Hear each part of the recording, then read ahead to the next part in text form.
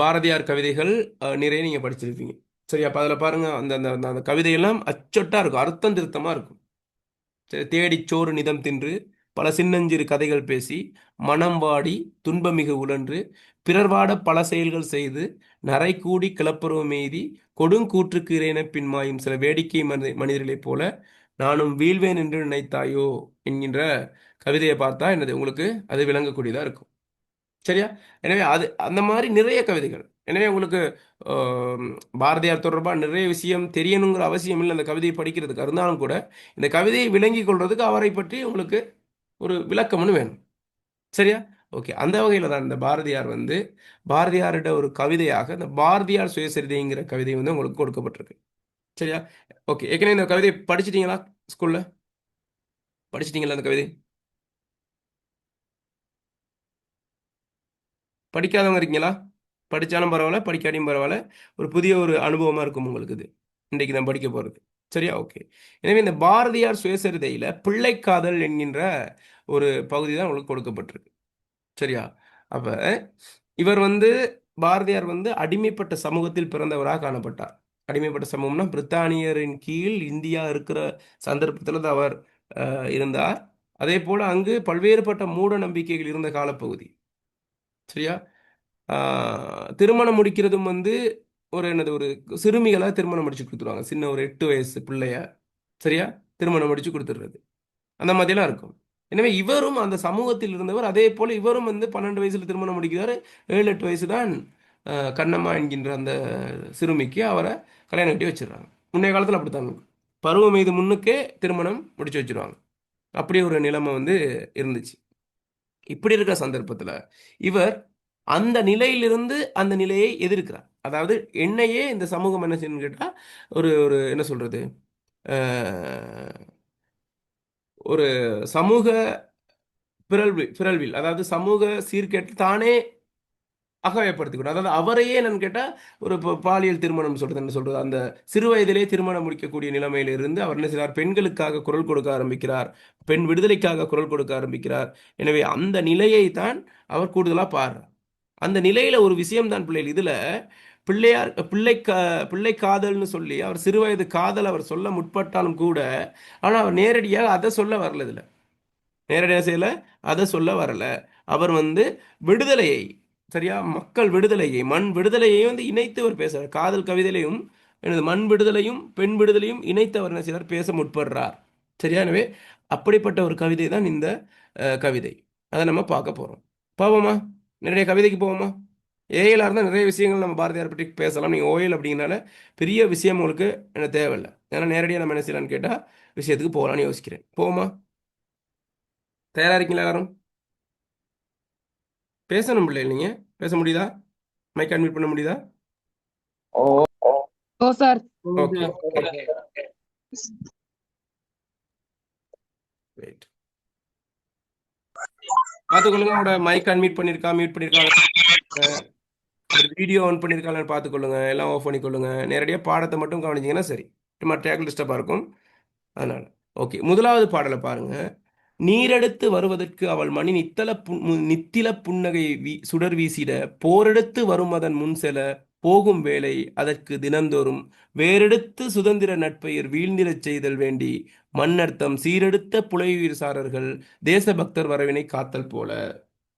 சரி, அப்படிங்கிற முதல் கவிதை இருக்கு. எப்படி? நீரெடுத்து வருதற் கவல்மணி நித்தில புன்னகை சுடர் வீசிட போரெடுத்து வரும் அதன் முன் சில போகும் வேளை அதற்கு தினந்தோறும் வேறெடுத்து சுதந்திர நட்பெயர் வீந்திரச் செய்தல் வேண்டிய மன்னர்தம் சீரெடுத்த காரர்கள் தேசபக்தர் வரவினை காத்தல் போல என்கின்ற மாதிரி போகுது.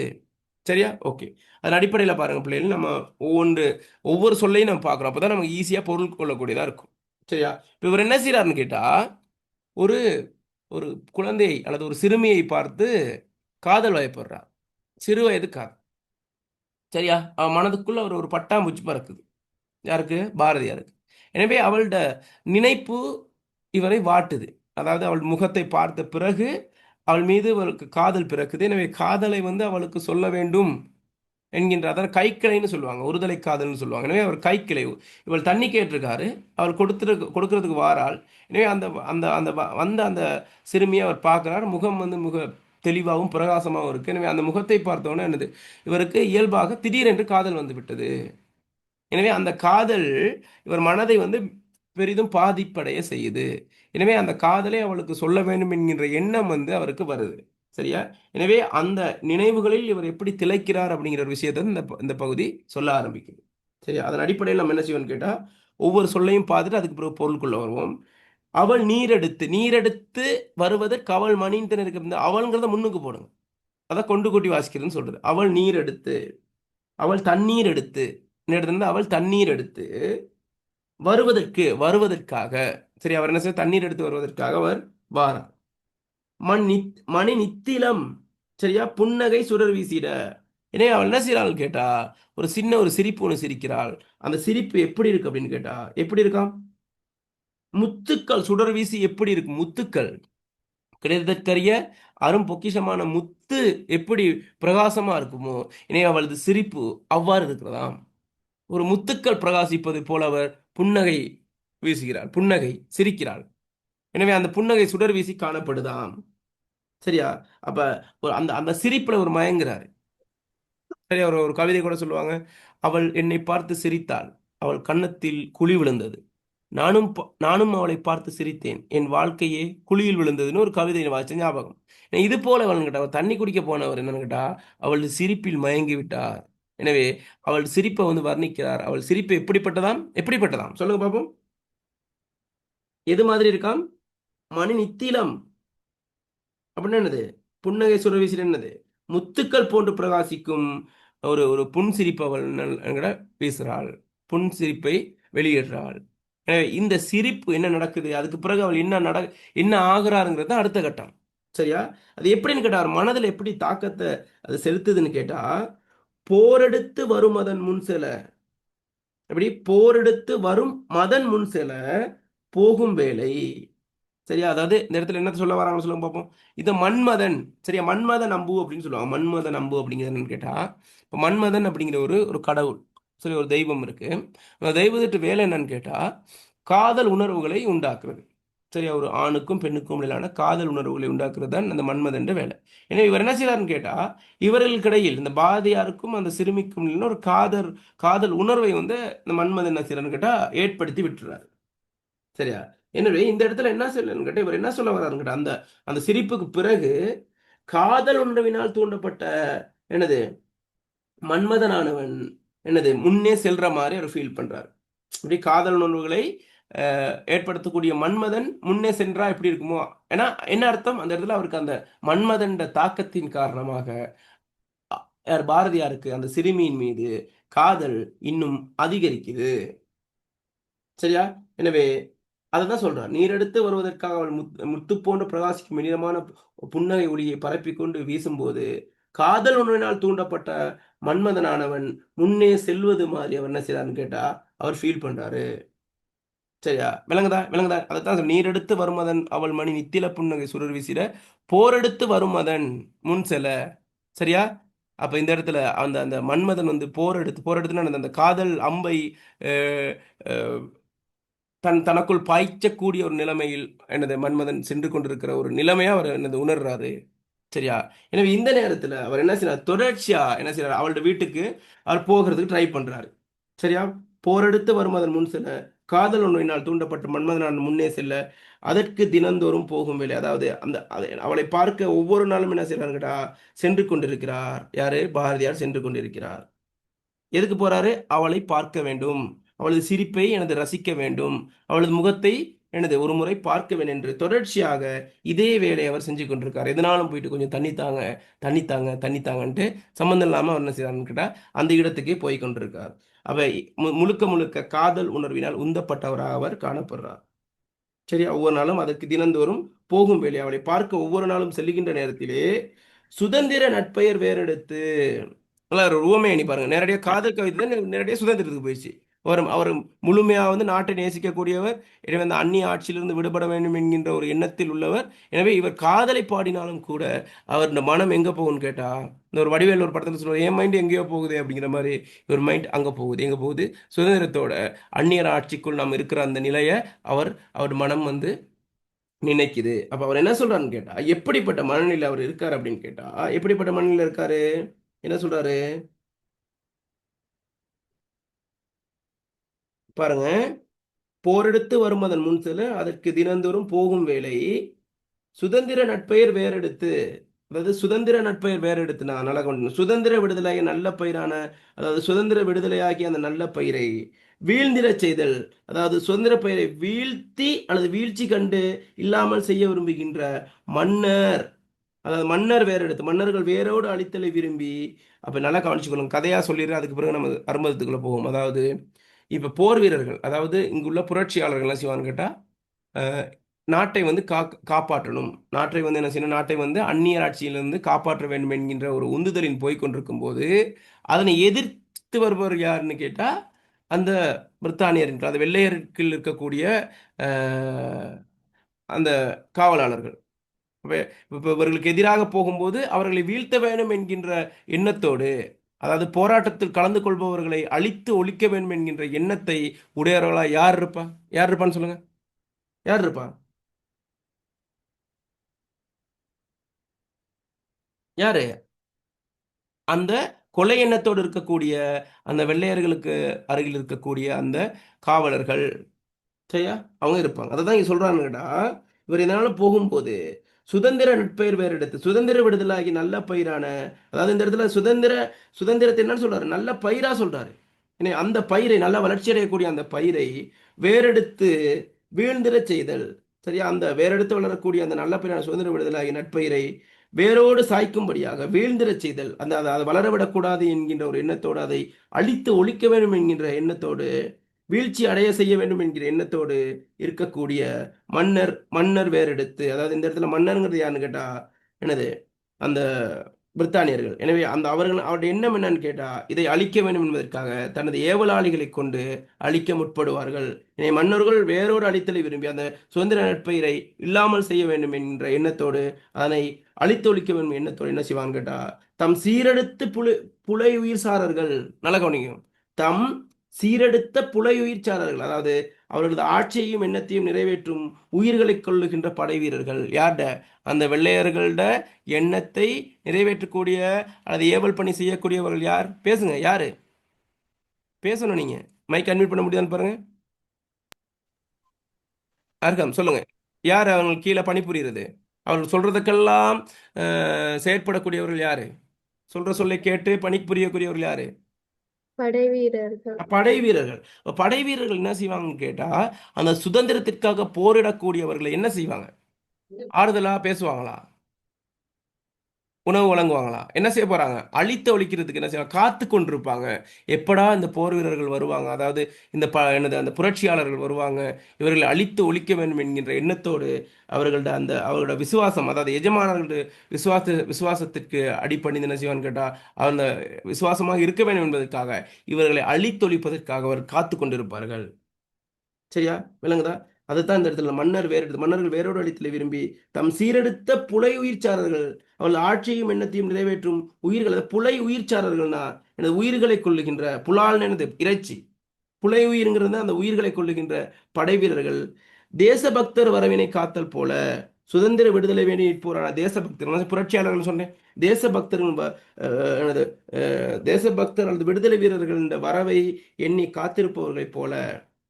சரியா? சுதந்திர விடுதலை வேண்டி நிற்போரான தேசபக்தர்களை அளிக்கும் நோக்கத்துடன் அவர்களின் வரவை எதிர்பார்த்து காத்திருப்பது போல, எப்படி ஒரு தேசபக்தர்களோட வரவை எண்ணி அந்த புலையுயிர்ச்சாரர்கள் என்னது அந்த உயிர்களை அளிக்கும் எண்ணம் கொண்ட அந்த படை வீரர்கள் காத்து கொண்டிருப்பதை போல என்ன செய்யறாரு அவரு? யாரு இப்ப என்னத்த சொல்ல வர்றாரு?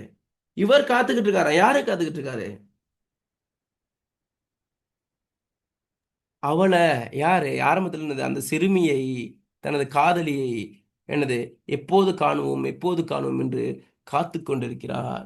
வெளிமீது வழி வைத்து காத்து கொண்டிருக்கிறார். அவள் முகம் என் மீது படாதோ, என்னை பார்த்து இன்னும் ஒரு சிரிப்பை உமிழ மாட்டாளோ, சிரிக்க மாட்டாளோ என்கின்ற ஒரு எதிர்பார்ப்போட யார் காத்துக்கிட்டு இருக்கா?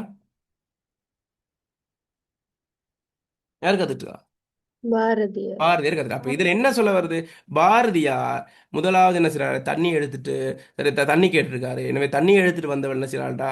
சின்ன ஒரு சிரிப்பை வீசிட்டாள். சரியா? சிரிப்பை உதிர்த்து விட்டாள். எனவே அந்த சிரிப்புக்கு மயங்கிய பாரதியார் என்ன செய்றாருடா?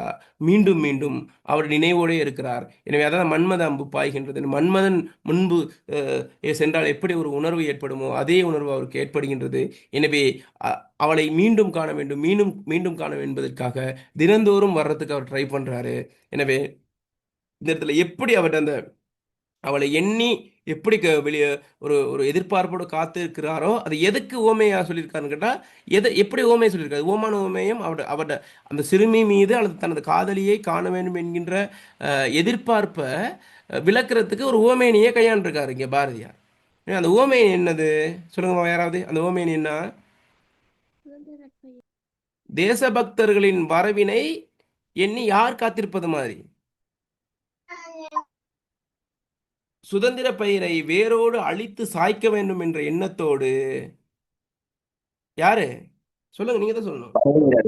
படை வீரர்கள் இந்த தேசபக்தர்கள் அதாவது சுதந்திர நட்பயிரை வளர்ச்சி அடையாமல் வீழ்த்த வேண்டும் என்கிற எண்ணத்தோடு அதாவது என்ன சொல்றது, அவங்க என்ன சொல்றது, அவங்கள தேசபக்தர்கள் வரவை காத்திருந்து அவர்களை வெட்டி சாய்க்க வேண்டும், குத்தி குதற வேண்டும் என்கின்ற எண்ணத்தோடு வழி மீது விழி வைத்து காத்திருக்கும் அந்த படை வீரர்களைப் போல பாரதியார் அந்த சிறுமியை காண வேண்டும் காண என்கின்ற ஏக்கத்தோடு பெருமூச்சோடு காத்து கொண்டிருக்கிறார் என்கிற மாதிரி கவிதை போ தெளிவா அந்த கவிதை. இப்ப பாருங்க, வாட்சி பாருங்க.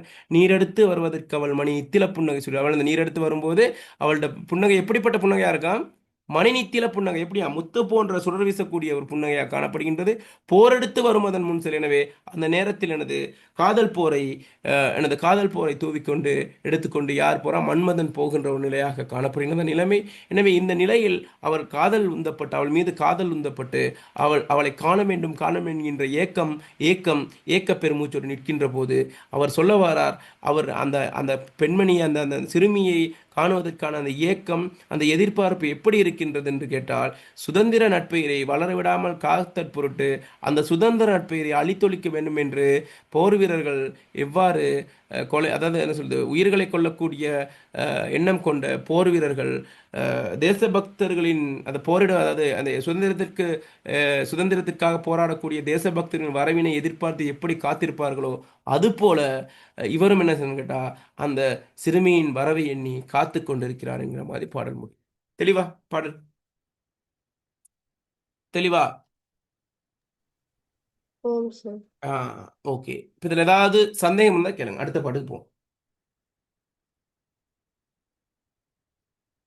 ஏதாவது சந்தேகம் இருக்கா? யாராவது ஒரு ஆள் இதுக்கான பொருளை சொல்ல முடியுமா? உங்களோட மொழி நடையில வாசிக்க வேண்டிய அவசியம் இல்லை, உங்களோட மொழி நடையில சொல்லுங்க, விளங்குனதை சொல்லுங்க.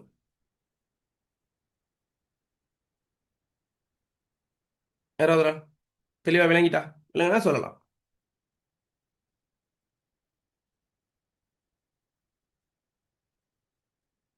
பாருங்க, கீழே பாருங்க, பொருள் போட்டிருக்கேன். நீரெடுத்து வருவதற்காக செல்லும் அவளது அழகிய முத்து புன்னகை பிரகாசிக்க. சரி, வாசிங்க ஒரு ஆள், வாசிங்க ஒரு ஆள், வாசிங்க. நீரெடுத்து வருவதற்காக செல்லும் அவளது அழகிய முத்து போன்ற புன்னகை பிரகாசிக்க மன்மதன் காதல் போர் தொடுத்து அவளை கண்டவர் காதல் கொண்டு மயங்கும் படியாக முன் சென்றான். இவ்வாறு நாளும் அவள் செல்லும் வழியில் சுதந்திரம் எனும் நற்பயிரை வேரோடு அழிக்க முற்படும் உயிரை கொள்ளும் படை வீரர்கள் தேச பக்தர்களை அழிப்பதற்கு வருகைக்காக காத்திருப்பதைப் போல நானும் அவளின் வருகைக்காக காத்திருந்தேன். அவ்வளவுதான் விஷயம். சரியா? இந்த இடத்துல நல்லா கவனிங்க. நீரெடுத்து வருவதற்காக செல்லும் அவளது அழகிய முத்து போன்ற புன்னகை பிரகாசிக்க. சரியா? பிரகாசிக்கிறது அந்த அலைகளை மயங்கிட்டார் அவர். அப்ப அந்த நேரத்தில் மன்மதன் காதல் போர் தொடுத்து அந்த இருக்கிற அந்த உணர்வை ஏற்படுத்தக்கூடிய அந்த காதல் போரை தொடுத்து அவளை கண்டவர் காதல் கொண்டு மயங்க. அவளை காங்குறவங்க எல்லாம் அந்த அழகுல மயங்கிடுவாங்க. தான் அழகுல மயங்குறதான்னு சொல்லுவாங்க. அழகில் மயங்கக்கூடியபடியாக முன் செல்கின்றார். மன்மதன் முன்னுக்கு போறான். அந்த நேரடியாக தெரியாது, ஆனால் மன்மதன்ற லீலை தான் அது மன்மத லீலைன்னு சொல்லுவாங்க. இவ்வாறு ஒவ்வொரு நாளும் அவள் செல்லும் வழியில் சுதந்திரமிடும் நட்பெயரை வேரோடு அழிக்க முற்படும் உயிரை கொள்ளும் படை வீரர்கள் தேசபக்தர்களை அழிப்பதற்கு வருகைக்காக காத்திருப்பதைப் போல நானும் அவளின் வருகைக்காக காத்திருந்தேன் அப்படின்னு சொல்றாரு. சரியா? அவர் செல்லும் வழியில் என்ன செய்றாரு? அவரு காத்துக்கிட்டு இருக்காரு. எப்போ வருவா? சரியா? என் ஆளை பார்க்க போறேன், பல செய்தி சொல்ல போறேன்னு வர செய்றாரு. பார்த்துக்கிட்டு வெயிட் பண்ணிக்கிட்டு இருக்காருன்னு சொல்ல வரும். தெளிவா அந்த பாடல்? அடுத்த பாடலுக்கு போமா? நீங்க தான் சொல்லணும். மைக் அன்மியூட் பண்ணி பேசலாம். அடுத்த பாடலுக்கு போமா? முதலாவது பாடல் முடிச்சிட்டோம். Okay sir. ஓகே. காத்திருந்து அவள் போம்வழி முற்றிலும் கண்கள் பின்னழகு ஆர்ந்து கழித்திட யாத்த தேர் உருளைப்படு மேலைதான் யாண்டு தேர் செல்லும் ஆங்கு இழுப்புற்று என கோத்த சிந்தையோடு ஏகி அதில் மகிழ்ந்து கொண்டு நாள்கள் பல கழித்திட்டன பூத்த ஜோதி வதனம் திரும்புமேல் புலனழிந்து ஒரு புத்துயிர் எய்துவேன் அப்படின்னு அவர் சொல்றாரு. சரியா? ஓகே. என்ன சொல்ல வராரு? ஒரு ஆள் வாசிங்க அந்த செய்யுள. ஓகே, டைம் போகுது, வாசிக்க தேவையில்ல. சரியா? காத்திருந்தவள் போம்வழி முற்றிலும் கண்கள் பின்னல கார்ந்து கழித்திட யாத்த தேருருளைப்பட மேடைதான் யாண்டு தீர் செலுமாங்கிலும் புற்றன கோத்த சிந்தனையோடேகி அதில் மகிழ் கொண்டு நாட்கள் பல கழித்திட்டனன் பூத்த ஜோதி வதனம் திரும்புமேல் புலன் அழிந்தொரு புத்துயிர் எய்துவேன். சரி, அந்த இடத்துல காத்திருந்தவள் காத்திருந்தவள் யார்? இந்த இடத்துல பாரதியார் என்ன செய்றாரு? அவளுக்காக காத்திருக்கிறார். எனவே காத்திருந்தவள் காதல் உந்த, அதாவது காதல் உந்த எதிர்பார்த்திருந்தவள். சரியா? காதல் உந்த அதாவது அந்த இவர் என்ன செய்யற? பாரதியார் யார் மேல காதல் கொண்டிருக்காரு? அந்த சிறுமி மேல. எனவே இப்படி இருக்கக்கூடிய அவள், இவர் காத்திருக்கக்கூடிய அந்த பெண்மணி, சரியா, எதிர்பார்த்து இவர் பாரதியார் காத்து கொண்டிருந்த அவள், சரியா இருந்தவள் போம்வழி முற்றிலும் அன்னது செல்லுகின்ற வழி முழுவதும், அவள் போற அந்த வழி எல்லாம், சரியா, முற்றிலும் கண்கள் பின்னழகு கார்ந்து கழித்திட. இப்போ உடனே அவள் முன்னுக்கு போய்கிட்டு இருக்கும்போது இவர் பின்னுக்கு இருந்து அப்படி பார்ப்பாரு. பார்க்கும்போது கண்களானது அவளது பின்புற அழகினை கண்டு ஏங்கி பிரவாகித்து மகிழ்ச்சி கொண்டது. அதாவது அவள் போகும்போது அவள் முன்னுக்கு அப்படி போயிட்டாள்னா பின்னுக்கு இருந்து பார்க்கும்போது அவள் முகம் தெரியாது, முன்னழகு தெரியாது. இவன் அவர் பெக் சைடு என்ன செய்வார்? அப்படி பார்த்துட்டு பின் அழகை பார்த்து ரசிச்சு கொண்டிருக்காரு. யாரு? பாரதியார். சரி, அந்த கண்களானது அவளது பின்புற அழகினை கண்டு ஏங்கி பிரவாகித்து மகிழ்ச்சி கொண்டிருக்கிறது அப்படின்னு சொல்ல வர. காத்திருந்து அவள் போம்வழி முற்றிலும் கண்கள் பின்னழகு ஆர்ந்து கழித்திட. சின்ன எழுத்துப்பில் ஆர்த்துன்னு இருக்கு. ஆர்ந்து கழி என்னது? அந்த அந்த பின்னழகுல அவர் என்ன செய்யறாருன்னா சந்தோஷப்படுறார். சரியா? ரசிக்கிறார். சரியா? இப்படி இருக்கிற நிலையில இப்படி இருக்கிற நிலையில யாத்த தேர் உருளைப்படும் மேலைதான். யாத்த தேர் உருளைப்படும் மேலைதான்னா ஒரு செய்யப்பட்ட தேர், அதாவது நல்ல வடிவமாக ஒரு ஒரு அமைப்புக்குள்ள செய்யப்பட்ட ஒரு தேர் அந்த இருக்கு. அந்த தேரில் சக்கரங்கள் இருக்கு.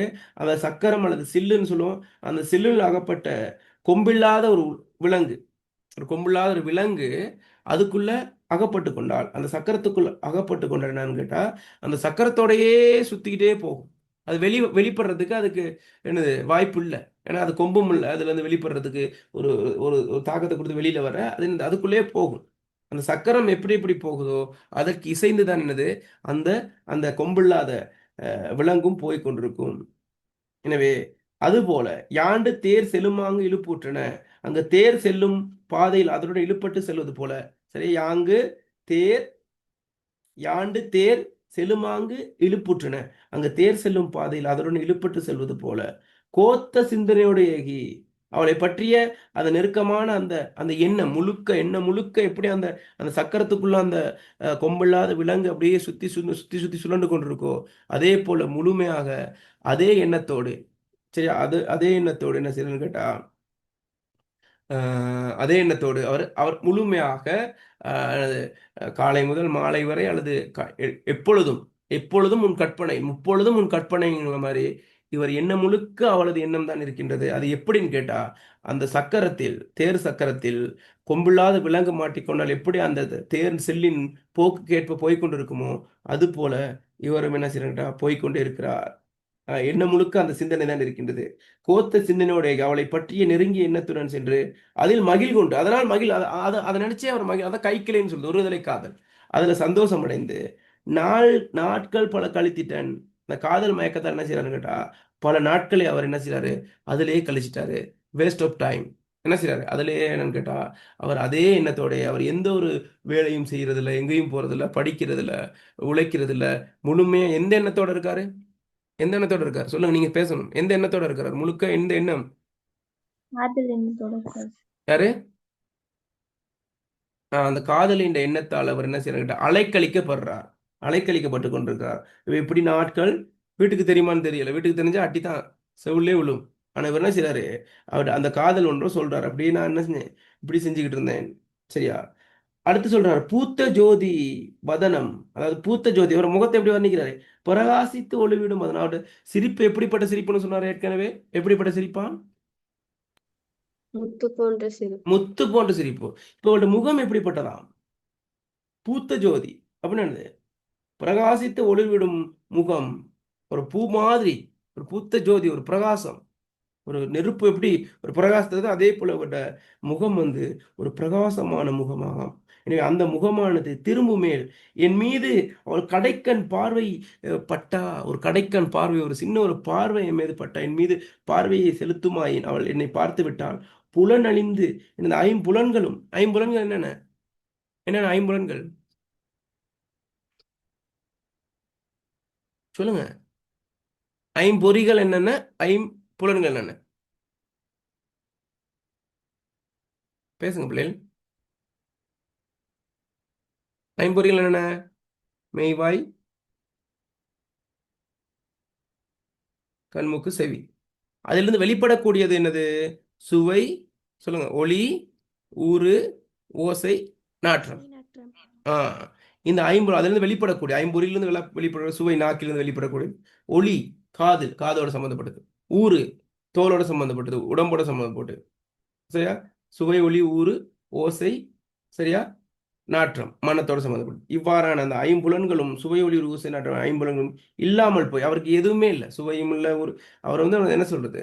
அவர் ஜடமாயிட்டாரு. ஏன்னா என்ன முழுக்க யாரு? அவளுடைய நினைப்பு. எனவே எல்லாம் அழிந்து போய், என் உடம்பே உயிரும் எல்லாம் அழிந்து போய் அவள் பார்வை மட்டும் என் மீது பட்டால் என்ன செய்வேனா? புதிய பிறவியை நான் அடைவேன். பைத்தியம் மாதிரி காய்க்கிறானா? புதிய ஒரு பிறவியை நான் அடைஞ்சிருவேனா? எந்த சந்தர்ப்பத்துல ஒரு புதிய பிறவி அடையணும்னா என்ன நடக்கணும்? என்ன நடக்கணும்? அந்த சிறுமி பாரதியார திரும்பி பார்த்தா. உங்களுக்கு தான் அவள் சிறுமி, அவருக்கு யாரு அவள்? காதலி. சரி, அவள் தன் காதலியின் கடைக்கண் பார்வைக்காக அவர் காத்து கொண்டிருக்கிறார். அவள் பார்வை மட்டும் பட்டுவிட்டால் என்ன நடக்கும்? ஐம்புலன்களும் அழிந்து புதிய ஒரு பிறவியை அவர் அடைவாராம். அப்ப எப்படி அந்த மனது அது முழுக்க அவளது காதல் உணர்வுகளை தெளித்திருக்குன்னு பாருங்க. விளங்குதா? அப்ப பாருங்க, காத்திருந்து அவள் போம்வழி முற்றிலும் கண்கள் பின்னழகு கார்ந்து கழித்திட யாத்த தேர் உழைப்படு மேலேதான் யாண்டு தேர் செலுமாங்கிலும் புற்றன கோத்த சிந்தனையோடு ஏகி அதில் மகிழ் கொண்டு நாட்கள் பல கழித்திட்டனன் பூத்த ஜோதி வதனம் திரும்புமேல் புலன் அழிந்தது ஒரு புத்துயிர் எய்துவேன். யாராவது ஒரு ஆள் இந்த பொருளை உங்களோட மொழிநடையில சொல்ல ட்ரை பண்ணுங்க பாப்போம். பிள்ளையா சொன்னா பிரச்சனை இல்லை, நீங்க சொல்ல ட்ரை பண்ணுங்க பாப்போம்.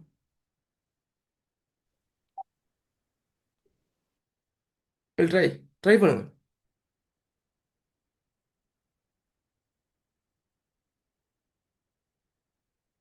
பிள்ளைகள். யாராவது ஒரு ஆள் ட்ரை பண்ணுங்க. காத்திருந்து அவள் போம் மொழி முற்றிலும்.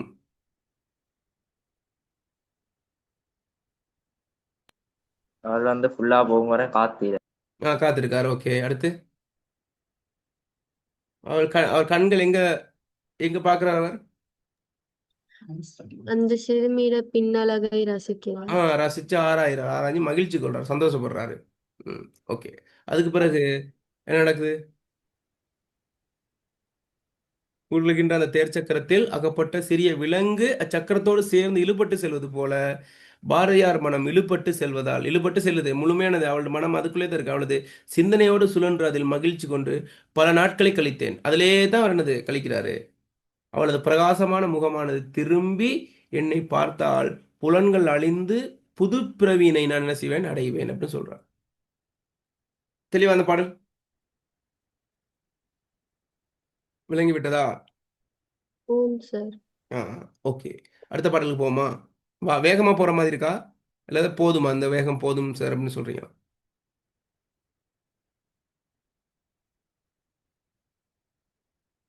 தெளிவா விளங்குதா உங்களுக்கு? பொருள் கொள்ளக்கூடியதா இருக்கா? இந்த வேகம் போதுமா? இதே வேகத்துல போனா ஓகேன்னு ஃபீல் பண்ணீங்களா? சொல்லுங்க, நீங்க தான் சொல்லணும். Okay sir. ஓகே. 3வது பாடல் பாருங்க. புலங்களோடு கரணமும் ஆவியும் போந்து நின்ற.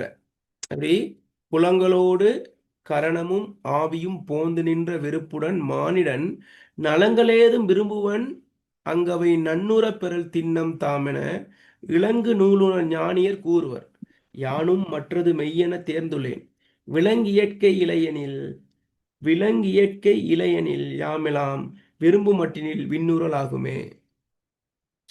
விளங்குதா என்ன சொல்ல வராங்க? வாசிங்க, ஒரு ஆள் குயிக்கா வாசிங்க. வாசிங்க வாசிங்க. புலங்களோடு ம் புலங்களுக்கு கரணமும் ஆவியும் போந்து நின்ற விருப்புடன் மானிடன் ம் நலங்களுக்கு விரும்புபவன் ம் அங்கு அவை நன்னுறப் பெறல் திண்ணம்தான் என இலங்குநூல் உணர்ஞானியர் கூறுவர். யானும் மற்றது மெய்யெனத் தேர்ந்துளேன் விலங்கு இயற்கை இல்லையெனில் யாமெல்லாம் விரும்பும் மட்டினில் விண்ணுறல் ஆகுமே. ம் என்ன சொல்றாங்க கேட்டா, புலங்களோடு ஏற்கனவே பார்த்தோம். புலங்கள் என்னென்ன இருக்குன்னு பார்த்தோம். சுவை, ஒளி, ஊறு, ஓசை, நாற்றம். தெரிந்த அதை விளங்கப்படுத்திட்டோமா? அப்ப புலங்களோடு, ஐம்புலங்களோடு கரணமும் அந்த கரணங்கள்னு சொல்றாங்க. அந்த கரணம் என்னது? அந்த கரணங்கள் அப்படின்னு சொல்றது. கரணம்னா என்னது? புலங்கள்னா சுவை, ஒளி, ஊறு, ஓசை. கரணம்னா மனம், புத்தி, சித்தம், அகங்காரம். சொல்லுங்க பாப்பா, என்னது? மனம், புத்தி, சித்த, அகங்காரம். மனம்னா என்னது? நமது எண்ணம், நமக்கு தோன்றக்கூடிய எண்ணம். சரியா? அதான் மனம்னு சொல்றது. அடுத்து புத்தி அப்படின்னு என்னது? ஒன்னா ரிப்பீட் பண்றா சார். ஆ, அதாவது அந்த கரணங்கள் மனம், புத்தி, சித்தம், அகங்காரம். மனம், புத்தி, சித்தம், அகங்காரம். மனம் என்றால் எண்ணம். நமக்கு ஒரு ஒரு நாளைக்கு ஒரு மனிதனுக்கு 20,000 எண்ணங்கள் வந்து போகுமா? எவ்வளோ? 20,000 எண்ணங்கள் வந்து வந்து போய்கிட்டு இருக்கும் ஒரு 24 மணி நேரத்தில். அப்போ மனதுக்குள்ள நிறைய எண்ணங்கள் போய்க்கொண்டே இருக்கும். சரியா? ஏன்னா அந்த அந்த எண்ணம், அந்த மனம் தான் எண்ணம். புத்திங்கிறது அதுல அந்த என்ற எண்ணங்கள்ல சரி பிழைய பார்க்கறது. எது சரி எது பிழை அப்படின்னு பார்க்கறது என்னது? புத்தி. புத்தி உள்ளவன் பிழைத்துக் கொள்வான்னு சொல்றாங்க. அந்த சொல்ல எப்பொருள் யார் யார் வாய் கேட்பினும் அப்பொருள் மெய்ப்பொருள் காண்பதறிவு. நம்ம யார் யார் என்னென்ன சொன்னாலும் அதுல இருக்கிற உண்மைத்தன்மையை உணர்ந்து கொள்ளணும்னு சொல்லுவாங்க. அப்ப அந்த புத்திங்கிறது அதுதான், பகுத்தறிகிறது. சித்தம் அப்படிங்கிறது கேட்டா அனுபவம் அல்லது நினைவு. சரி, அதிலிருந்து பெறக்கூடிய அனுபவமா இருக்கலாம். ஒரு பிழையை செஞ்சுட்டு அதிலிருந்து பெறக்கூடிய படிப்பினையா இருக்கலாம். அல்லது சரியை செஞ்சா இருக்கக்கூடிய வெற்றியா, இப்படி இது சரியானது, இப்படித்தான் செய்யணும்ட்டு இருக்கக்கூடிய அந்த அனுபவம் அல்லது நினைவுகள், அதுதான் சித்தம்னு சொல்றது. சொல்லுவாங்க சித்தம் கலங்கிடுச்சுன்னு சொல்லுவாங்க. அப்படின்னு என்னது? அவனுக்கு பழசெல்லாம் மறந்துச்சுன்னு அர்த்தம். சித்தம். அகங்காரம் என்கின்றது தான் என்கின்ற அகந்தை. நான் தான் பெரிய அந்த உலகத்துல அப்படிங்கிறது. விளங்குதா? ஏன்னா அதான் புலங்களோடு காரணம் ஆவியும். ஆவிங்கிறது என்ன இடத்துல? உயிர். அப்ப புலங்கள், கரணம், ஆவி போந்து நின்ற விருப்புடன், அதாவது என்னது இந்த இடத்துல என்ன சொல்றாங்க? போந்து நின்ற விருப்புடன் என்று ஒன்று சேர்ந்து நிற்கின்ற விருப்பத்துடன் இந்த மூணும் ஒரு கோட்டுக்குள்ள இருந்தா ஒரு ஞான நிலை அடையலாம். எது எது இது மூணும்? புலங்கள், கரணம், ஆவி. இது மூன்று ஒரு கோட்டுக்குள்ள இருந்தா, அதாவது ஒரு நிலைக்குள்ள இருந்தா ஒரு ஒரு நல்ல ஒரு ஒரு ஞானியர் எப்படி ஒரு ஒரு நிகழ்காலத்துல மனம் இருக்குமோ, இறந்த காலத்தை நோக்கியும் போகாது, எதிர்காலத்தை நோக்கியும் போகாது, நிகழ்காலத்துல அந்த மனம் இருக்கும். அதைத்தான் சொல்றாங்க. என்னன்னு கேட்டா அந்த ஞான நிலைன்னு சொல்றது. சரியா? இந்த நான்கும் எனது ஒரு நிலைக்கு ஒன்று சேர்ந்திருக்கின்ற விருப்பத்துடன், அதாவது ஞான நிலை மானிடன் நலங்களை எது விரும்புவன். சரியா? விளங்க இந்த மாதிரி நிலையில என்ன சொல்றது? புலன்கள் ஐந்தும் அந்த கரணங்கள் நான்கும் உயிரும் ஒன்று சேர்ந்து நிற்கும் நிலையிலே. சரி, இது இந்த ஒன்னா சேர்ந்து ஒரு விஷயத்தை அடையணும்னா, நீங்க 9A எடுக்கணும்னு நீங்க நினைச்சீங்கன்னா அதுக்குள்ள நான் என்னது இந்த நான்கு ஒரே நிலையில இருக்கணும், சப்போர்ட் பண்ணணும். எப்படி? உங்களோட ஐம்புலன்களும் 9A எடுக்கணுங்கிற எண்ணம், அதே மாதிரி அந்த கரணங்கள் என்னது மனம், புத்தி, சித்தம், ஆங்காரம், இதெல்லாம் அதே அதே போல ஆவி. சரியா? எல்லாம் சேர்ந்து ஒரு நிலைக்குள்ள இருக்கும் பட்சத்துல என்ன நடக்கும் அப்படின்னு கேட்டா என்ன நடக்கும்? மானிடன் நலங்களேது விரும்புவன். மனிதன் ஏதாவது ஒரு நல்ல விருப்பத்துன்னு உள்ள நல்ல எண்ணங்கள் நிறைவேற ஏதாச்சும் ஒன்று அடையணும், என் விருப்பம் நிறைவடையணும் அப்படின்னு நினைத்தால் நலங்களேது விரும்புவன். மனிதன் ஏதாவது நல்ல விருப்பது நல்ல எண்ணங்கள் நிறைவேற விரும்புவனாயின் அங்கவை அவை யாவும் நன்னுற பெறல் நன்மை பயக்க கிடைப்பது. சரியா? அது கண்டிப்பா என்ன செய்யணும் கேட்டா முழுமையாக மனம் முழுக்க ஒத்த எண்ணத்தோடு ஒரு விஷயத்தை நம்ம நினைச்சோம்னா கண்டிப்பா அது கிடைக்கும். அதுதான் சொல்றாங்கன்னு கேட்டா எண்ணம் போல் வாழ்க்கைன்னு சொல்றோம். நம்ம நினைக்கிறத முழுமையா 100க்கு 100% நினைக்கணும். 99% இல்லை, 99.9% இல்லை, 100க்கு 100% இது எனக்கு கிடைக்கணும். சரியா? ஒன்று ஆசைப்பட்டா பத்தாது, அடம்பிடிக்க தெரியணும்னு சொல்லுவாங்க. அந்த மாதிரி முழுமையாக எண்ணம் முழுக்க அதில் இருக்கும் பட்சத்தில் அது நமக்கு நம்மை விட்டு செல்லுமா அல்லது நம்மை அடையுமா? அது நம்ம நினைக்கிற விஷயம் நிறைவேறுமா நிறைவேறாதா? முழுமையா இருந்தா நிறைவேறும். அதைத்தான் சொல்றாங்க நன்னுற பெறல், அதாவது நன்மை பயக்க கிடைப்பது, நன்மைக்கு நன்மையா முடியும். திண்ணம் தாமென நிச்சயமானது, திண்ணம் அது உறுதி, நீ அப்படி இருந்தா உனக்கு உறுதியா கிடைக்கும் அப்படின்னு சொல்லி இலங்குன விளங்குகின்ற நூலுணர், நூல்களை தெளிந்து உணர்ந்த ஞானியர். யாரு சொன்னான்னு கேட்டா அப்படி நீ நினைச்சதை 100% நினைச்சேன்னா உனக்கு கண்டிப்பா நடக்கும்னு யாரு சொல்றான்னு கேட்டா நல்லா நூலை உணர்ந்து கற்ற ஞானியர்கள் சொல்லியிருக்காங்க. சரியா? ஏன்னா அவர்கள் சொல்லியிருக்கிற அந்த விஷயம் கண்டிப்பா என்ன செய்யுது, பிழைக்காது, பிழைத்து போகாது, நடக்கும். நூல்களை தெளிந்து உணர்ந்த ஞானியர், அது முற்றும் துறந்தவர்கள் கூறுவர் என்னது, மெய்ப்பித்து உரைப்பார்கள். அது கண்டிப்பா என்ன செய்வாங்க, உண்மையை சொல்லுவாங்க. அது அதை அவங்க ஃபீல் பண்ணி உணர்ந்து சொல்லுவாங்க. என்ன செய்யணும், ஒரு விஷயம் நம்ம வெற்றியா அடையணும்னா என்ன செய்யணும், என்ன செஞ்சா அது கிடைக்கும் நமக்கு சொல்லுங்க. புலன்கள் 5ம் அந்த கரணங்கள் 4ம் உயிரும் ஒன்று சேர்ந்து நிற்கும் நிலையில் மனிதன் ஏதாவது நன்மையான காரியங்களை அடைய விரும்பி நின்றானாயின் அவை யாவற்றையும் நிச்சயம் அவன் பெற்று விடுவான். இது யார் சொல்றா? இதை விளங்குகின்ற நூல்களை ஆராய்ந்து உணர்ந்த ஞானியர்களே உறுதிப்படுத்தி அவங்க என்னது சாம்பிள் சொல்றாங்க. இது இப்படி நடக்கும்னு என்னது உறுதியா சொல்றாங்க. சரியா? அவர் சொல்றாரு, யானும் மற்றது மெய்யென தேர்ந்துள்ளேன். என்ன என்ன அர்த்தம்? நானும் அது உண்மைத்தானே நான் விளங்கிக்கிட்டேன். அப்ப இவர் எதை யோசிக்கிறாரு? இவர் எதை யோசிச்சு சொல்றாரு? 100% ஒன்று நினைச்சா கண்டிப்பா கிடைக்கும்னு எதை யோசிச்சுட்டு சொல்றாரு? கல்வியையா, சுதந்திரத்தையா, எதை சொல்ல வர்றாரு? ம்? அவளது கடைக்கண் பார்வை என் மீது படும் என்றுதான். அவள் முன்னுக்கு விட்டு அவள் பின்னுக்கு கூட பார்த்துக்கிட்டு இருக்காண்டா, எப்பயாச்சும் அவள் கண்டிப்பா பார்ப்பாள். 100% வர்ணம் செய்யலாம். அவள் மீது அன்பு கொண்ட பாரதியார், அவளோட கடைக்கண் பார்வை, அவள் என்னை காதலிப்பாள் என்கின்ற எண்ணம் என்னது அவர்கிட்ட இருக்குன்னு அவர் சொல்ல வர்றார். சரி, வேணாங்க, அந்த கவிதை சொல்றதை நம்ம பார்க்கிறோம். யானும் மற்றது மெய்யென தேர்ந்துள்ளேன், நானும் என்ன செய்றேன், அவை உண்மையானவை என்பதை மனதார ஏற்றுக்கொண்டேன். சரியா? அடுத்து சொல்றாரு, விலங்கு குணம். சரியா கவனிங்க, நல்லா கவனிங்க. விலங்கு இயற்கை இல்லை எனில் யாமெல்லாம் விரும்பும் மட்டினில் விண்ணூறல் ஆகுமே. என்ன சொல்றாரு? விலங்கு குணம், அதாவது விலங்கு, நல்லா கவனிச்சுக்கணும், ஒரு சொல்லை நீங்க நல்லா பார்க்கணும். விலங்கு இயற்கை இல்லை எனில், விலங்கினது இயற்கையான குணம் எல்லாம் எம்மிடம் இல்லையாயின். சரியா? அதாவது விலங்குக்கு எத்தனை அறிவு பிள்ளைகள், மனிதனுக்கு எத்தனை அறிவு? மனிதனுக்கு விலங்கு எத்தனை அறிவு? ஆ? விலங்குக்கு 5 அறிவு, மனிதனுக்கு 6 அறிவு. அந்த 6வது அறிவு என்ன அறிவு? பகுத்தறிவு. பகுத்தறிவு. பகுத்தறிவு. பகுத்தறிவுனா என்ன? எல்லாத்தையும் ஆய்ந்து அறிந்து பார்க்கிறது. சரி, இது சரி இது பிள்ளைன்ட்டு. அது விலங்குக்கு இருக்காது. எனவே அந்த விலங்கு குணம் மனிதனுக்கு இல்லாமல் இருந்தால், அதாவது பகுத்தறிவு உனக்கு இருந்தா, சரியா, பகுத்தறிவும் இருந்தா, விலங்கு குணம் இல்லாது நாம் எல்லாம் இருப்போமாயின், அவ்வாறு பகுத்தறியாமல் இல்லாம பகுத்தறிஞ்சிருந்தா, சரியா, என்ன நடக்கும்? கண்டிப்பாக விரும்பும் மட்டினில் விண்ணூறல் ஆகுமே. நம்ம விரும்பினதில் என்ன செய்யும் நமக்கு? நமக்கு கிடைக்கும். எனவே நாம் எல்லாம் இருப்போமாயின் விரும்பும் போதெல்லாம் வீடு பெற்று இதழ் முடியும். அதாவது வீடு பெறுங்கிறது ஒரு ஞான நிலை. சரியான சொல்றது, நல்ல ஒரு நல்ல ஒரு உச்சத்துக்கு நம்ம போயிடலாம் அப்படிங்கிறது சொல்ல வருது. விளங்குதா? விளங்குதா?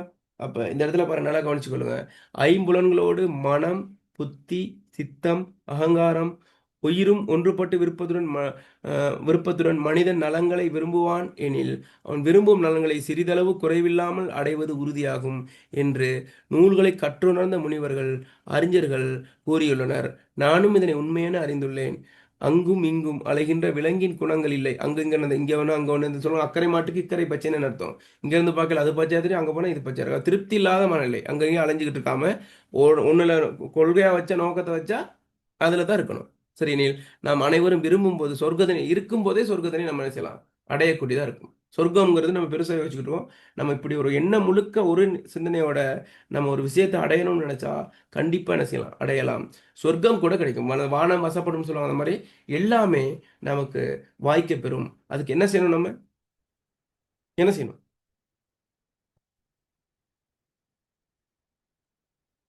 என்ன செய்யணும்? பேச மாட்டேங்கிறீங்களா பிள்ளைகள்? பேசணும். இந்த கிளாஸ்க்கு வந்தா மாணவர்கள் பேசணும்னு நான் எதிர்பார்ப்பேன். ஐம்புலன்களோட அந்த கரணமும் ஆவியும் ஒன்று சேர்ந்து இருங்க. இங்கே என்ன செய்யணும், ஒரு ஒரு ஒரு எண்ணத்தின் மீது என்ன செய்யணும், ஒரு நாட்டம் கொண்டு உறுதியா இருக்கும் பட்சத்தில் அது கண்டிப்பா நடக்கும். அதை யாரு உறுதிப்படுத்துறா? யார் உறுதிப்படுத்துறா? நூல்களை கற்றுணர்ந்த முனிவர்கள் எழுதுறது. அவங்க உறுதிப்படுத்துறாங்க. அதை யாரு புரிஞ்சு கொண்டிருக்கா இது உண்மைன்னு?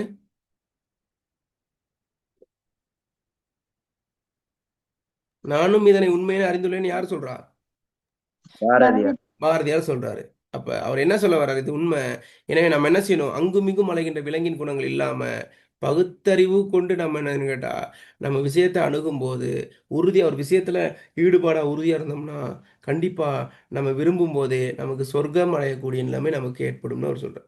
இப்ப பாருங்க பிள்ளைங்க, உங்களுக்கு செய்யுளை பார்க்கும்போது இதுக்கான பொருள் மனக்கண் முன் நிற்கிறான் பாருங்க. புலங்களோடு கரணமும் ஆவியும் போந்து நின்ற விருப்புடன் மானிடன் நலங்களேதும் விரும்புவன் அங்கு அவை நன்னூறல் பெறல் திண்ணம் தானென இளங்குநூல் உணர்ஞானியர் கூறுவர். யானும் மற்றது மெய்யெனத் தேர்ந்துளேன் விலங்கு இயற்கை இல்லையெனில் யாமெல்லாம் விரும்பு மட்டினில் விண்ணுறல் ஆகுமே. சரியா?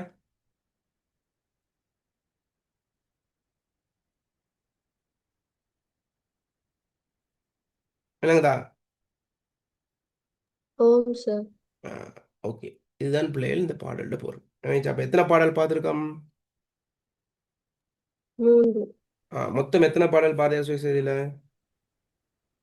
5 5 பாடல். இன்னும் 2 பாடல் தான் பார்க்குறது. அதன் அடிப்படையில் நீண்ட நாட்களுக்கு பிறகு ஒரு இலவச வகுப்பு நம்ம போட்டிருக்கோம். இந்த என்னது மாணவர்கள்ட்ட வேண்டுகோளுக்கு நாங்கள் நிறைய பேர் கேட்டுருந்தா நமக்கு ஏஎல் கிளாஸ் செய்கிறனால ஏனைய வகுப்புகள் செய்கிறனால நமக்கு நேரம் ஒரு பிரச்சனையாக இருந்துச்சு. இருந்தாலும் கூட மாணவர்களை இணைச்சு கொண்டு செய்யணும் அப்படிங்கிற ஒரு நம்பிக்கையோடு நம்ம லைசன்ஸ் எடுத்து இன்றைக்கு ஸ்டார்ட் பண்ணணும். நம்பிக்கையோடு நீங்கள் வந்திருக்கீங்க. உங்களோட நம்பிக்கையை இந்த கிளாஸ் இந்த 3 பாடல்கள் பூர்த்தி செஞ்சுருக்கா இல்லையா?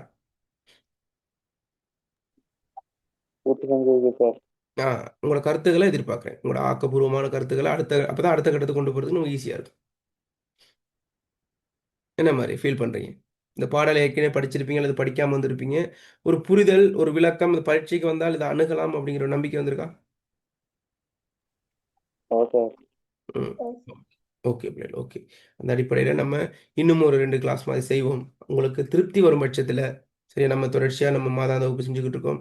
ஒரு குறிப்பிட்ட ஒரு கட்டணத்தோட நம்ம தொடர்ச்சியாக கிளாஸ் ஒன்று கொண்டு போய்கிட்டு இருக்கோம். ஏஎலுக்கு ஓஎலுக்கு போட்டி பரீட்சைன்ட்டு. உங்களுக்கு விருப்பம் விருப்பம் இருந்தால் நீங்கள் என்ன செய்யலாம், நம்மளோட கட்டண வகுப்புல இணைந்து நீங்கள் படிக்கலாம். அதுக்கான தகவலை நான் கூடிய விரைவில் நான் போடுறேன். அது வரைக்கும் நீங்கள் என்னன்னு கேட்டால் இடையிடையில் நான் ஃப்ரீ கிளாஸ் எல்லாம் செய்வேன். இன்னும் இலக்கண பகுதி கொஞ்சம் படிப்பிப்போம். அதே மாதிரி கவிதை பகுதின்னு பார்க்கும்போது உங்களுக்கு ஒரு செட்டிஸ் வந்தால் நீங்கள் என்ன செய்யணும்னு கேட்டால் நீங்கள் நம்மளோட கட்டண வகுப்பில் இணைஞ்சு கொள்ளலாம். அதுக்கான தகவலை நான் எதிர்காலத்தில் போடுவேன். அது வரைக்கும் நீங்கள் என்னன்னு கேட்டால் முதல்ல கிளாஸ்க்கு வாங்க. சரியா? வந்து படி. சரியா? ஓகே. இதுக்கெல்லாம் கட்டணம்லாம் அறவிடப்படாது. முழுமையாக இலவசம் தான். சரியா? ஓகே. ஓகே பிள்ளைகள், அப்போ இன்னும் ஒரு வகுப்பில் நம்ம சந்திப்போம். அதே போல் இந்த லிங்க் வரும் பட்சத்தில் உங்களுக்கு இந்த லிங்க் வந்து எப்படி கிடைச்சி, இந்த கிளாஸ்க்கு எப்படி வந்தீங்க? டீச்சர் போட்டாங்க சார். டீச்சர்னு போட்டிருக்காங்க. அதே மாதிரி யாரோ ஒருத்தரோட ஒரு செயற்பாடு தான் உங்களை இங்கே வர வச்சிருக்கு. அது வந்தது நீங்கள் நல்லவன்னு ஃபீல் பண்ணுறீங்களா? ஓ சார். அந்த நன்றி உணர்வோட அவங்களுக்கு தேங்க்ஸ் பண்ணிக்கொள்ளுங்க, யாருக்கு உங்களுக்கு கிடைக்க செஞ்சாங்களோ. அதே போல் இன்னும் நிறைய பேர் எனது கிளாஸ் இல்லாமல் சரியா அப்படி ஒரு ஒரு ஒரு வழிகாட்டல் இல்லாமல் என்ன செய்கிறாங்க, இயங்கி கொண்டிருக்காங்க. எனவே அவங்களுக்கும் உங்கள் இந்த இந்த சேவை போய் சேரணும். அதன் அடிப்படையில் நீங்கள் அடுத்த கிளாஸ் நான் லிங்க் போடும்போது எவ்வளோ முடியுமோ அவ்வளவுக்கு நீங்கள் பகிருங்க. அது உங்களுக்கு பெரிய ஒரு பிளஸ்ஸிங் கிடைக்கும், நலவு கிடைக்கும். அதனால் அதை செய்யுங்க பிள்ளைகள். தொடர்ச்சியாக வாங்க, அப்போ நம்ம படிப்போம். சரியா? ஓகே, நன்றி, வணக்கம். அடுத்த வகுப்பில் சந்திப்போம். குரூப்பில் உங்களோட ஓகே கமெண்ட்ஸை சார். போட்டு விடுங்க. சில பேர் பேசுறதுக்கு தயக்கப்படுவீங்க, ஆனால் டெக்ஸ்ட்டில் மெசேஜ் பண்ண முடியும். அதனால் குரூப் ஒன்றில் இணைஞ்சிருக்கீங்க. அந்த குரூப்பில் எல்லாம் இருக்கீங்களா? அந்த குரூப் லிங்க் அனுப்புவா. இல்லாதவங்க இருந்தால் இந்த பாருங்க லிங்க் அனுப்புகிறேன், அதில் இணைஞ்சுக்கொள்ளுங்க. பாருங்க வாட்ஸ்அப் லிங்க் கொண்டு வந்து பாருங்க, குரூப் செட் பாக்ஸில். ஓகே, அதை இணைஞ்சுக்கொள்ளுங்க பிள்ளைகள். அதில் உங்களோட கருத்துக்களை போட்டு விடுங்க. மற்றது இது முடிய நான் ரெக்கார்டிங் வராதவங்களுக்கு அல்லது திரும்ப நீங்கள் ஒருக்கா படிக்கிறதா இருந்தாலும் அந்த ரெக்கார்டிங் நான் போட்டு விட்றேன். சரியா? ஓகே, அடுத்த வகுப்பு சந்திப்போமா? Okay sir. ஓகே. ஓகே, நன்றி, வணக்கம். Thank you sir. Okay. Bye sir.